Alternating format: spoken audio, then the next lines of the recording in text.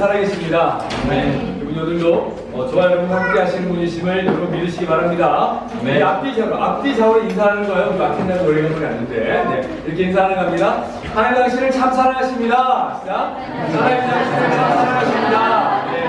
그리고 이렇게 이야기하는 거예요. 하나님이 당신을 통해 놀라운 일을 이루실 겁니다. 자, 하나님이 당신을 통해 놀라운 일을 이루실 겁니다. 네. 네, 우리 저기 이제 뿌띠 잠옷이 될 것 같아요. 네, 괜찮습니다. 아, 소품질 하나 갖다 줄 거예요. 갑자기 더워가지고. 네, 여러분 하나님은 살아계세요. 그리고 그분이 오늘도 좋아요와 함께 하십니다. 네. 이제 바캉스가 거의 이제 마무리되고 점점점 이제 하늘을 위해서 돌아오는 지체들이 있습니다. 그리고 늘 떠나보는 사역이기 때문에 이제 많은 지체들이 또 한국으로 돌아가고 또 새로운 지체들이 오지요. 그래서 우리는 늘 이러한 때에 새롭게 시작합니다. 그래서 늘 새롭게 새로운 영혼들을 우리가 만나면서 그들을 위해서 기도하고 또 하나님이 그 한 영혼 한 영혼들을 어떻게 세워가시는지 저와 여러분들이 기대하면서 나아가기 바랍니다. 삶은요 만나고 헤어지고 만나고 그러는 거예요. 그게 천국 가는 그날까지. 그래서 여러분들이 지금 오늘 하나님의 사람으로 지금 오늘 말씀을 붙잡고 온전히 나아가기를 바랍니다. 어린 시절에 가난과 인종차별에 시달렸던 흑인 아이가 있었어요. 근데 그 아이는 복서가 되기를 꿈꿨습니다. 늘 많이 힘들고 어렵겠죠. 근데 그가 먼 훗날에 자신의 삶을 뒤돌아보면서 이렇게 이야기했어요. 당신의 꿈이 당신을 두렵게 하지 않는다면 이건 충분히 크지 않은 꿈이다. 당신의 꿈이 당신을 두렵게 하지 않는다면 그건 충분히 크지 않은 꿈이다 라고 이야기했어요. 헬스장과 공사판을 매일 오고 갔던 어떤 보디빌더는 이렇게 말을 했습니다. 나에게 플랜 B란 없다. 나에게 플랜 B란 없다. 나태해질 핑계만 될 뿐이다. 다음 계획을 생각하지 않고 오늘 지금 최선을 다했다는 거죠. 그리고 또 한 사람이 있습니다. 길거리 힙합 가수와 엑스트라를 전전하던 흑인 배우는 자신의 삶을 뒤돌아보는 인터뷰에서 이렇게 말을 했어요. 나는 내 할 일에 겁먹는 걸 싫어하지만 그 두려움이 곧 나를 이끈 원동력이 되었다. 자기가 해야 될 일이 두렵지만 오히려 그 두려움이 자기 자신을 이끌었던 원동력이 되었다라고 이야기합니다. 이들의 공통점은 두려움을 즐겼다는 것입니다. 이들의 공통점은 삶의 문제를 만나고 어려움을 만났을 때 자신들에게 찾아와 있는 자신들에게 다가온 어떤 안전지대 안에 머무는 것이 아니라 안전지대 밖으로 자신을 내어 밀었다는 것이에요.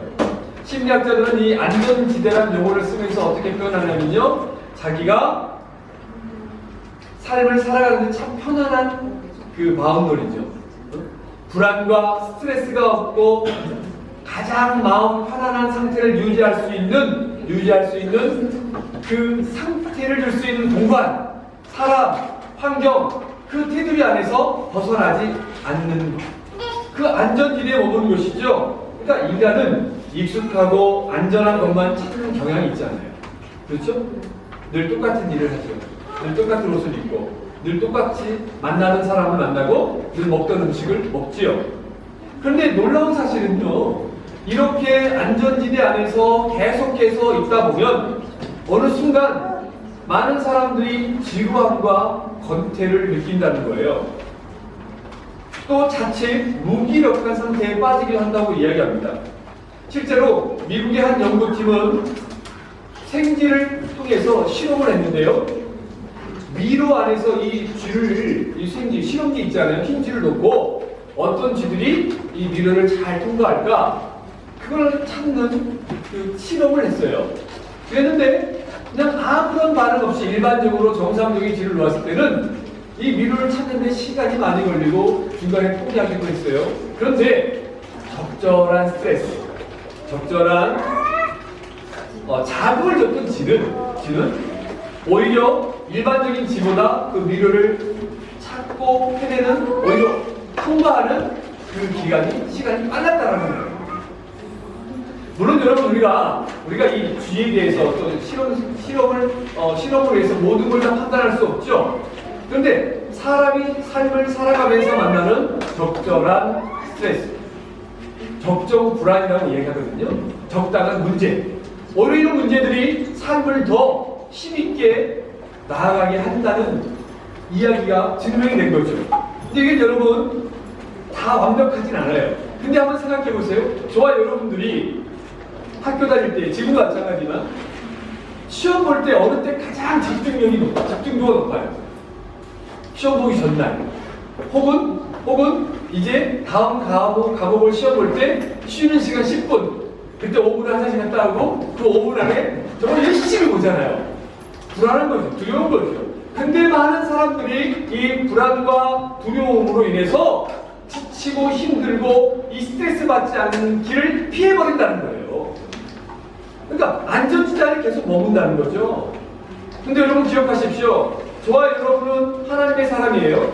일반적인 사람들에게도 항상 시련과 어려움이 있어요. 어느 이인의 삶을 살펴보더라도 또 어떤 이인들도 다 시련과 어려움이 있었습니다. 관계 어려움이 있었고 어린 시절에 어려움이 있거나 또 삶을 살다 보면은 이 경쟁자들에게 실패도 하고 좌절도 하고 많은 어려움들이 있어요. 근데 그 어려움들을 이기는 거죠. 극복해 나아가는 거죠. 그 문제들을 두려워하지 않는 거죠. 오히려 그 문제들이 나를 성장시키는 원동력이 될 수 있다는 것을 우리는 알 수 있습니다. 먼 날에 그 어린 인종차별을 당하고 가난했던 그 어린 목소는요 무하마드 알리가 됐어요. 그리고 헬스장에서 알바를 하고 작업장에서 일을 했던 그 사람은 아놀드 슈왈제네거가 됐습니다. 그리고 거리에서 힙합을 하고 엑스트라를 했던 그 사람은 우리가 잘 아는 윌 스미스가 됐습니다. 그러니까 많은 사람들 각자의 삶의 현장 속에서 그 어려움은 불행이 아니에요. 실패와 좌절은 불행이 아닙니다. 오히려 그 일을 통해서 우리가 성장할 수 있는 계기가 돼요. 근데 많은 사람들이 이 사실을 알면서도 다 이루지 못하는 이유는 그 문제와 어려움과 실패와 두려움을 대하는 자세가 달라기 때문이죠. 여러분, 저와 여러분은 하나님의 사람입니다. 여러분 하나님이 살아계심을 믿으십니까? 그분이 오늘도 저와 여러분 함께 하시는 분이신 믿으십니까? 근데 하나님이 저와 여러분을 택하셨고 오늘 이 자리까지 부르셨다고 한다면 하나님은 저와 여러분이 천국 가는 그날까지 지키시고 인도하신다는 사실도 믿으십니까? 믿지요? 그렇다면 여러분, 저와 여러분들이 주 안에서 오늘 하루 최선을 다해서 살려고 몸부림치고 있을 때 찾아오는 어려움들이 있고 문제들이 있고 두려움들이 있어요. 근데 그걸 피하고 싶을 때도 있죠. 그런데 하나님은 절대 우리에게 문제를 안 두는 분이 아니라 문제를 통해서 우리들을 성장시킵니다. 우리를 더 잘하게 합니다. 여러분 성경의 인물들을 보십시오. 아브라함을 보세요. 본토 친척 아비집을 떠나게 했습니다. 이방인으로 삶을 살기 시작했습니다. 얼마나 어려웠을까요? 얼마나 두려웠을까요? 여러분 아브라함의 아들 이삭은 어땠습니까? 우리가 잘 아는 것처럼 그의 아버지가 죽은 이후에 블레셋 사람들이 계속 그의 우물을 빼앗아 갔습니다. 그 어려움이 있었어요. 여러분 또 이삭의 아들 야곱은 어떻습니까? 아브라함과 이삭과 야곱, 그 이삭은 힘들고 어려운 시간들을 보냈잖아요. 자기 입으로 살려고 아둥바둥했잖아요. 그러나 하나님은 그 야곱의 모습조차도 이스라엘로 바꾸고 하나님이 함께하는 삶을 함께해 주셨잖아요. 여러분 또 야곱의 아들, 이스라엘의 아들, 이제 요셉은 어떻습니까? 요셉은 가족들에게 배신을 당했어요. 형들에게 팔림을 당했습니다. 그래서 노예로 끌려갔어요. 이집트에서 노예 생활했습니다. 그러나 그 요셉이 그 시간들을 이기고 오히려 그 과정들이 그를 이집트의 총리로 삼는 하나의 계기가 되었다는 사실을 기억하세요. 다윗은 어떻습니까? 위대한 왕 다윗, 예수 그리스도의 조상이 된 다윗, 그 다윗은 그의 장인이었고 그가 섬겼던 왕이었던 사울왕이 그렇게 그를 힘들게 했고 그를 죽이려고 쫓아다녔던 우리가 역사를 우리는 알고 있습니다. 그 시련을 통해서 오히려 다윗은 그가 왕이 되었을 때 함께할 많은 사람들을 만나게 됐고요. 오히려 그의 지형이 넓혀진 것을 볼 수 있습니다. 이것이 하나님의 사람들의 모습이에요. 여러분, 저와 여러분이 천국 가는 그날까지 문제는 항상 있어요. 그런데 하나님은 저와 여러분에게 문제를 안 주시는 것이 아니라 그 문제를 뛰어넘고 이기면서 그 문제를 통해 하나님의 위대한 사랑을 경험하게 하신다는 것을 여러분들이 기억했으면 좋겠어요. 오늘 그 이야기를 하고 싶습니다. 하나님의 위대한 은혜를 경험했던 한 사람, 바로 노아죠. 노아. 우리가 이제 오늘 노아의 자녀들이라는 이야기를 통해서 이제 노아 시대의 이야기를 마무리하려고 합니다. 여러분, 노아는 어떤 사람이었습니까? 많은 사람들이 우리 성경의 사사시대처럼 하나님을 떠나고 자기 생각과 자기의 의와 자기의 오르는 삶을 살고 판단했던 그 시대에 노아는 하나님의 말씀을 따라 삶을 살았던 사람이었어요. 노아는 당대에 완전한 자다, 의인이다, 완전한 자라고 이야기했습니다. 노아가 완전한 자라고 했을 때 그가 인간적으로 완벽한 사람이 아니었습니다. 그는 하나님 보시기에 연약했지요. 그럼에도 불구하고 그 당대에 하나님의 말씀을 붙잡고 삶을 살려고 몸부림쳤다는 거예요. 여러분 기억하세요. 하나님은 중심을 보세요. 하나님 우리 마음의 중심을 보세요. 하나님 우리 겉모습을 보지 않습니다. 하나님 우리 마음을 중심을 보세요. 다윗이 내 마음에 합했다, 내 마음에 들었다. 하나님은 다윗의 중심을 보세요. 사무엘 위대한 선지자 사무엘도 사람들의 외모를 보았지만 하나님은 사무엘에게 이야기했습니다. 나는 마음을 본다. 나는 중심을 본다. 그 마음을 속일 수가 없잖아요. 그러니까 우리가 연약하고 부족할지라도 하나님 말씀대로 삶을 살려고 몸부림치는 그 마음, 그 싸움이 있을 때 하나님 그 마음을 귀하게 여기시죠. 마찬가지예요. 노아를 그렇게 보신 거예요. 그래서 하나님이 노아에게 그랬습니다. 여러분 그 시대에 노아 한 사람이 있어요. 오늘 여기만 봐도 저와 여러분들이 오늘 이 자리에 있는 건 대단하잖아요. 이 그르르 땅에서 이 프랑스 땅에서 지금 예배를 드리기 위해서 이 자리에 있다는 것이 대단한 겁니다. 근데 우리가 이 한국 가면 그래도 아직 한국 교회는 크잖아요. 한국 교회는 성도들이 많잖아요. 그렇지 않습니까? 한국 가서 이번 여름에 한국 갔더니 성도들이 얼마나 반겨주시는지 가니까 성도 저희 가서 소녀 끝나고 보니까 다 내려오셔가지고 막 그렇게 반겨주는 그 모습. 여전히 한국 교회가 지금 위기에 있다 하더라도 많은 교회가 성도들이 많고 여전히 큰 일을 할 수 있어요. 하나님이 기회를 주시는 거죠. 근데 저와 여러분들이 지금 이 자리에 있는 거 보면 외롭죠. 열악하잖아요. 내 이야기하지만 교회를 들어오는데 배를 눌러서 들어와야 되고 또 우리 가정들이 있는데 애들이 있는데 유모차 끌고 와야 되는데 이 엘리베이터 한 번씩 우리 한국 엘리베이터들은 참 튼튼한데 이 프랑스 엘리베이터는 왜 이렇게 약한가? 그래서 지난주에도 끙끙대고 올라오고 그랬지 않습니까? 모든 게 느리고 답답하죠. 그러다 보면 우리가 내가 정말 이곳에서 신앙생활하는 게 힘든 거 아니야? 내가 잘하고 있는 거 아닌가? 이런 생각을 할 수도 있어요. 근데 여러분 노아 시대에는 그 수많은 사람들 중에 노아 한 사람이었습니다. 오늘 저와 여러분들 얼마나 지금 많은 사람이 있습니까? 여러분 파리에서 오늘은 이제 한국에서 돌아온 지체들도 있고 또 새로운 지체들도 있고 그 아침에 9시 반 예배 드리기 위해서 어제 이제 파리 지체들은 사랑의 식탁으로 어제 모였잖아요. 그래서 어제 이제 식사 다 끝나고 또 저녁에 이제 볼링장을 또 갔어요. 가고 난 다음에 한 게임이 너무 느리잖아. 우리나라는 빡빡이야. 볼링장은 그런 우리 최고예요. 파리는 목사님이 청년 때 있었던 25년 전하고 똑같이 그 시스템이 얼마나 느리겠습니까? 한 게임 치는데 그 12시간 다 돼서 우리 한 게임만 치고 가자. 그래서 왜냐면 오늘 사역을 위해서. 그리고 돌아갔습니다. 각자 집에 가니까 아마 다 12시 넘었겠죠? 그리고 그 와중에 전도사도 없어요. 그냥 간사, 목자도 있지요. 여러분 파리에서요 아침에 일찍 일어나서 특히 청년들이 없습니다. 근데 거기서 20명이 와가지고 그렇게 준비하고 예배하고 찬양한다는 건 대단한 거죠? 그렇게 여러분 구별된 삶을 사는 거예요. 힘들고 어렵죠. 근데 하나님은 그 사람의 그 마음을 그 중심을 가요. 실수도 할 수 있죠. 연약해서 무너질 수도 있죠. 잊어버릴 수도 있죠. 일을 완벽하게 못할 수도 있어요. 근데 하나님은 그 일을 하기 위해서 배워가는 그 과정, 포기하지 않는 그 마음, 그 중심을 보십니다. 마치 노아처럼. 그래서 하나님이 노아를 보고 완전한 사람이었다, 의인이었다라고 이야기하고 하나님 그 한 사람을 통해 세상을 바꾸고 새로운 역사를 쓰잖아요. 저와 여러분이 노아의 후손이잖아요.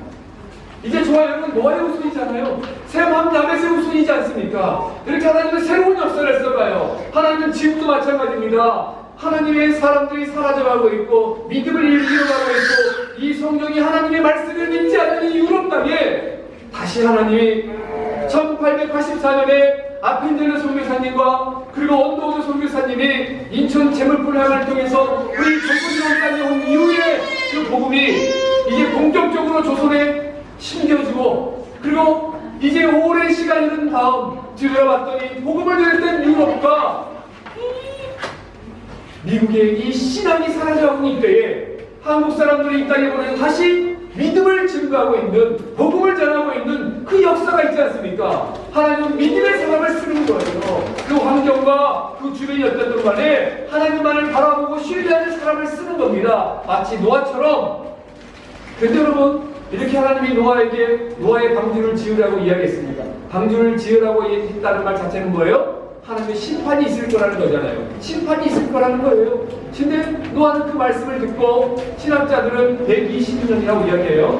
근데 그거 싸울 필요 없습니다. 어쨌든 오랜 시간 동안 노아가 방주를 지었어요.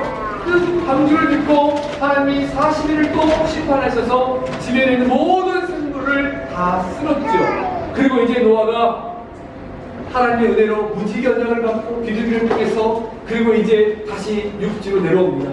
그리고 이제 그 가족들이 하나님의 사람으로 삶을 살기 시작해요. 근데 우리가 읽지 않았지만 9장 1절 한번 봐봅시다. 9장 1절에 하나님이 이제 새롭게 시작되는 노아를 통해서 노아의 가족들에게 이렇게 말씀하세요. 함께 한번 읽어볼까요? 시작. 하나님이 노아와 그 아들들에게 복을 주시며 그들에게 이르시되 생육하고 번성하여 땅에 충만하라. 아멘. 하나님이 노아에게 이야기했어요. 마치 아담과 하와에게 이야기했던 것처럼 하나님은 또 노아에게 이렇게 이야기합니다. 그 아들 노아와 그 아들들이 뭐 했다? 복을 줬다. 하나님은 우리에게 복 주시는 분이세요. 하나님은 우리의 삶을 복으로 채워가세요. 하나님 보시기에 아름다운 모습으로 채워가세요. 우리의 기준으로 봤을 때 복이 아니라 창조주 하나님의 시선으로 바라봤을 때 우리에게 가장 좋은 것을 주시는 분이세요. 그렇다면 오늘 저와 여러분들의 걸음은 복된 길일까요? 아닐까요? 복 안에 있는 길이죠. 그 길을 걸어가는 것이에요. 우리가 인간적인 시선으로 바라보는 게 힘들고 어려운 것이지, 하나님은 우리에게 복 주시는 분이심을 여러분 기억하시기 바랍니다. 마찬가지예요. 하나님도 믿음의 조상 아브라함에게도 이야기했습니다. 내가 너를 축복하려고 그랬어요. 내가 너를 저주하는 자를 저주할 것이요 내가 너를 복주는 자를 복되게 할 것이라고 이야기하시는 분이 하나님이에요. 하나님은 그렇게 멋지신 분입니다. 그런데 노아가 그 하나님 은혜 가운데 거했음에도 불구하고 노아의 연약한 모습이 등장했잖아요. 지난주에. 그렇지 않습니까? 어땠어요? 노아가 포도주를 먹고, 그러니까 노아가 농사를 시작했습니다. 농사를 시작해서 포도주를 먹었는데 그 포도주가 정관사가 어땠어요? 히브리어로 하가 붙어요. 영어로 더가 붙는 거죠. 그러면서 그 포도주 이야기하면서 그 포도주에 익숙해졌다는 것을 설명했어요. 그 포도주를 먹고 노아가 벌거벗었더라. 자신의 모습을 다 드러내버린 거예요. 그 자신의 약함을 다 드러냈어요. 그리고 그 모습을 바라본 노아의 자녀들 중에 첫째가 셈, 함, 야벳입니다. 근데 함이, 이 작은 아들이 노아의 이 하체를 바라보면서 그 하체의 그 허물을 그 형제들에게 이야기한 거예요. 숨겨주지 않고 감추지 않고 이야기했습니다. 그랬더니 그 노아가 자벳을 깨고 난 다음에 그 작은 아들이 자기의 허물을 들춰낸 것을 보고 작은 아들을 저주해요. 이렇게 인간은 연약해요. 여러분 생각해보세요. 여러분 부모님들이 여러분들 실수했다고 저주하면 여러분 좋겠어요? 생각해보세요. 제가 우리 씨아지 시훈이가 있는데 시훈이가 말 안 한다고 막 너는 이 자식까지 막 못 살게 저주하게 그런 부모가 어딨어요? 근데 노아가 그랬다는 게 믿어지십니까? 여러분 오늘날로 치자면 노아가 크리스찬이야. 예수 믿는 사람 하나님 의지라고 했던 사람이에요. 그 사람이 지금 자식들 저주해. 그러니까 뭐냐면 하나님을 떠난 인간은 하나님 안에 있을 때 그 은혜를 받았음에도 불구하고 한순간이라도 인간적인 생각, 하나님을 떠난 인간의 삶의 모습은 이렇게 연약할 수밖에 없다는 사실을 인정을 하는 거예요. 그래서 저는 다윗의 밧세바 사건을 비롯해서 아브라함과 이삭의 그 자기 아내들을 누이로 속였던 그 사건, 또 이 노아의 타락한 이 연약한 이 모습들, 이 모습을 그러니까 성경이 저는 진짜로 여러분 역사는요 승자의 기록이라고 하잖아요. 그러면 여러분 포장하잖아요. 미화시키잖아요. 그렇지 않습니까? 그런데 여러분 이 성경 하나님 말씀은 아무리 하나님께 쓰임받고 노아를 할지라도 하나님을 떠나면 한순간이나 방심하면 이렇게 무너질 수밖에 없다. 나 기록합니다. 좀 마찬가지로 저희 자신도 마찬가지예요. 여러분, 한국교회가 놀라운 은혜를 하나님께 받았습니다. 그런데 여러분, 요즘 교회가 무너지고 있는 이유가 뭐예요? 여러분, 저는 성도들이지만 가장 먼저 저와 같은 목회자들이 무너졌기 때문이라고 생각해요. 여러분, 목회자들이 성도들을 가르치잖아요. 양육하잖아요. 지난번 얘기하잖아요. 오카는 목사님이 돌아가실 때에 목사님들을 바라보면서 목사님들 예수 믿으시오. 목회자들이 세속화되어 버리니까 교회가 타락하고 무너진 모습, 목숨 걸고 정말 하나님의 말씀을 증거하고 그 말씀대로 살기를 작정하고 목숨 걸고 정말 예배의 삶을 드리는 그 목회자들이 바르게 하는 목회자들이 있다고 한다면 여전히 희망이 있는 거죠. 그렇지 않습니까? 먼저 제가 제 자신이 먼저 돌아보고 얘기합니다. 그리고 우리 성도들이 정말 그리스도인답게 바르게 삶을 살아갈 때 세상을 바꿀 수가 있는 것이에요. 여러분, 이렇게 하나님의 사람들이 오늘 어제의 은혜보다도 오늘 거룩하게 하나님 말씀대로 삶을 살 때 세상의 역사를 경험할 수 있어요. 자, 우리 앞뒤장 인사합시다. 우리가 오늘 거룩하게 삽시다. 시작. 오늘 거룩하게 삽시다. 오늘 거룩하게 삽시다. 네. 그리고 이제 지난주에 이어서 하나님은 오늘 본문을 통해서 이야기합니다. 하나님이 그 노아의 아들 셈, 함, 야벳을 통해서 은혜를 주셨어요. 근데 먼저 여러분들에게 셈과 함과 야벳을 좀 더 구체적으로 설명해 보고 싶어요. 오늘 성경에 보니까 24절, 20절 이렇게 기록하고 있습니다. 특별히 26절입니다. 26절에 보시면 셈의 하나님 여호와를 찬송하리로다 가나안은 셈의 종이 되고 라고 노아가 그 예언을 해요. 축복을 해요. 자, 셈의 하나님, 셈족이 된 거죠. 셈, 이스라엘의 하나님이 택함을 받은 족속으로 복음을 전파하는 게 돼요. 즉, 셈의 후손들이 이스라엘이 된 거예요.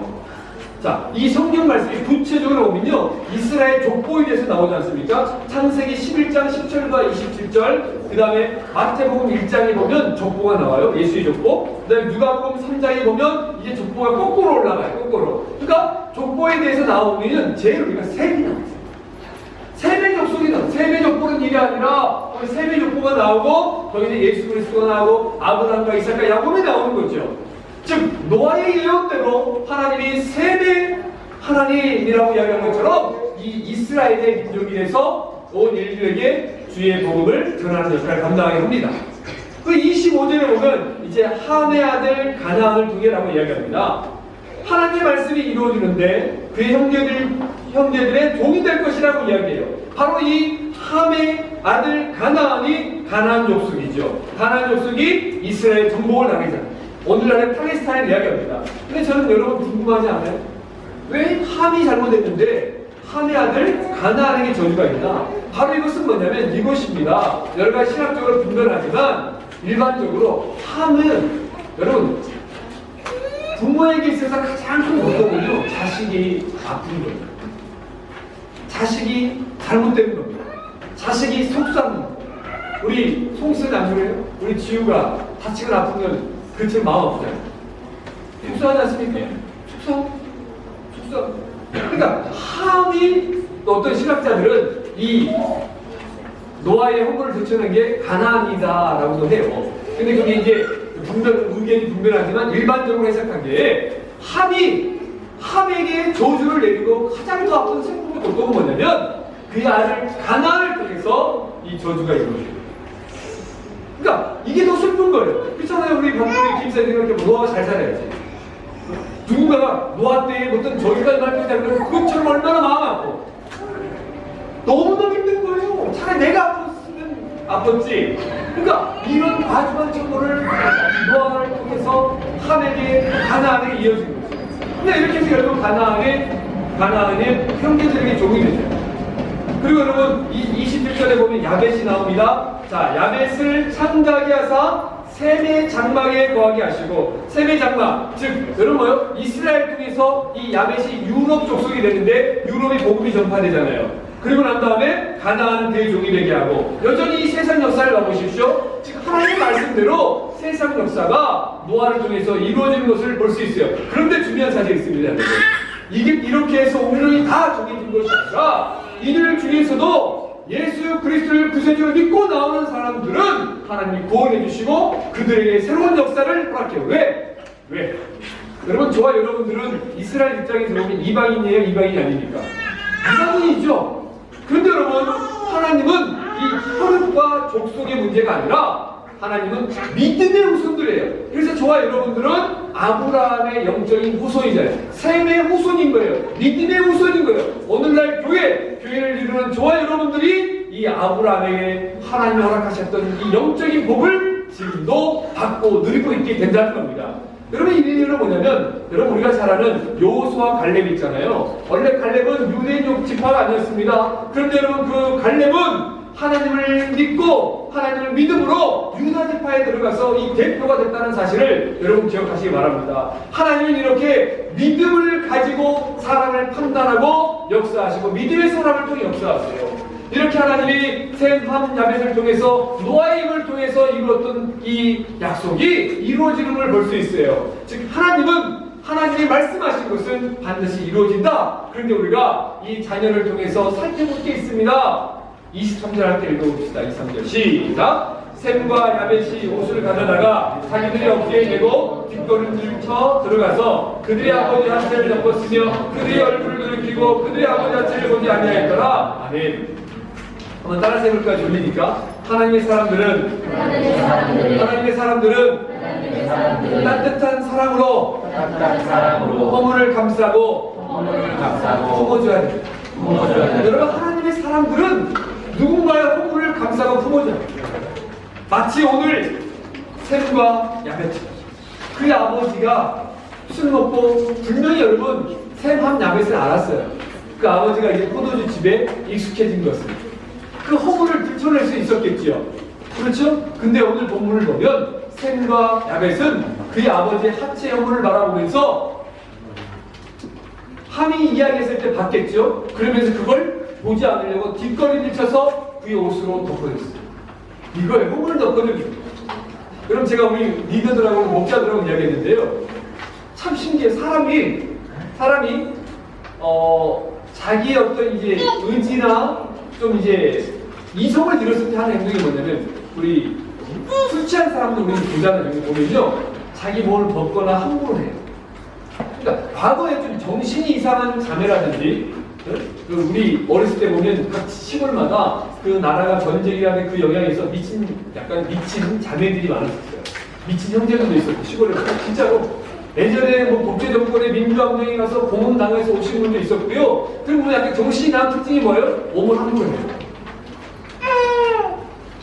하체를 막 드러내요.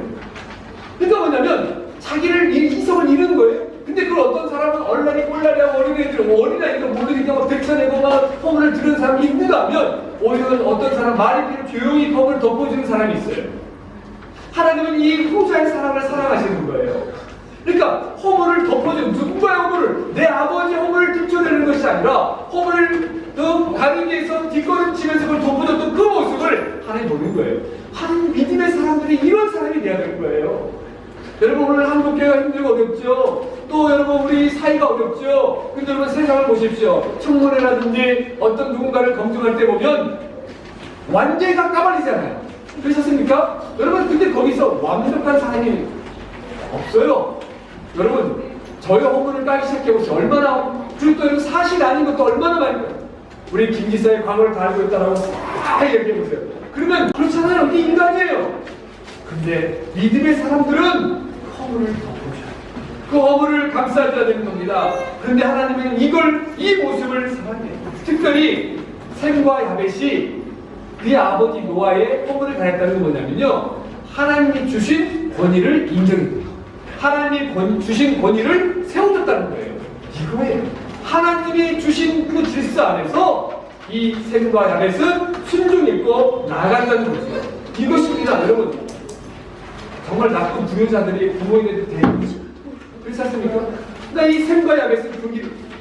그러면서 여러분 21절 볼까요? 21절 읽어봅시다. 시작. 가나안의 아버지 함이 그의 아버지 한채를 보고 밖으로 나가서 그의 병력이 알림에, 여기에서 함이 그의 아버지 한채를 보다란 단어를 주목하세요. 이 보다란 단어는요, 단순히 힘껏 쳐다보는 정도가 아니야.